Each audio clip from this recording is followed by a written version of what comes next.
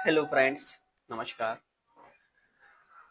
आज हम स्पीड होगी हमारी 80 WPM 400 शब्दों की स्टोरी है फर्जी विश्वविद्यालय को लेकर।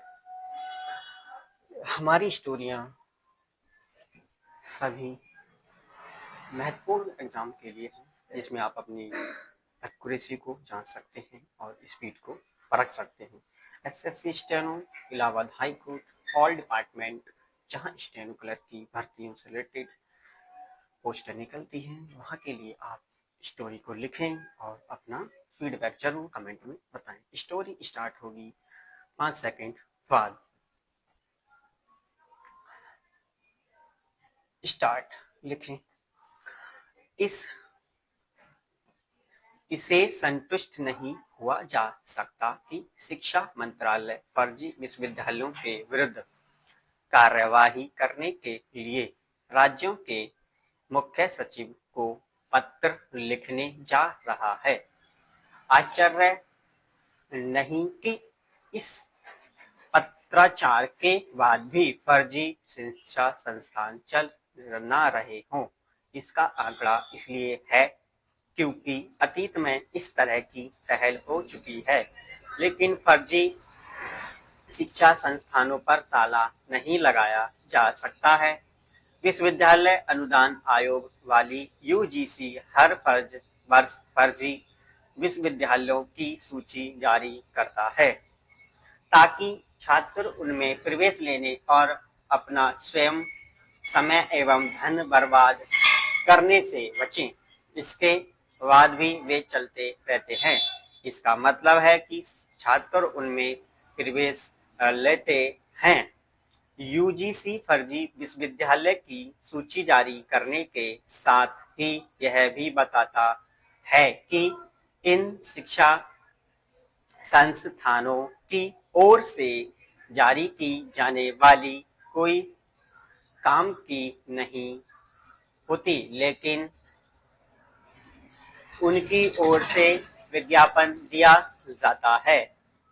ऐसे फर्जी विश्वविद्यालय ऐसे हैं जिनके खिलाफ एफआईआर भी दर्ज की जा चुकी है, लेकिन उन्हें इसलिए बंद नहीं किया जा सका है क्योंकि कुछ ने अदालत की शरण ले ली तो कुछ ने किसी अन्य आधार पर अपने को वैध ठहराने की चेष्टा की।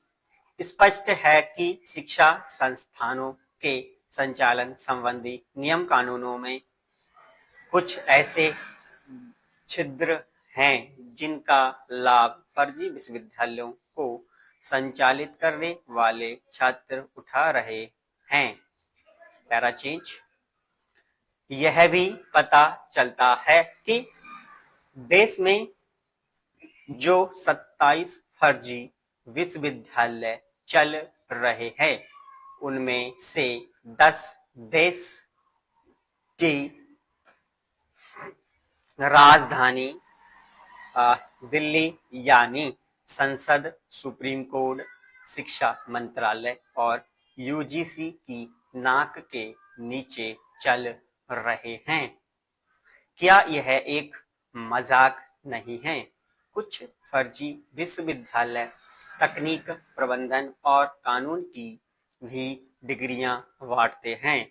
किसे क्या और यह जानने की कोशिश करनी चाहिए कि आखिर इन फर्जी विश्वविद्यालयों को कौन स्तर पर डिग्री हासिल करने वाले छात्र करते हैं, किसे पता नहीं होगा।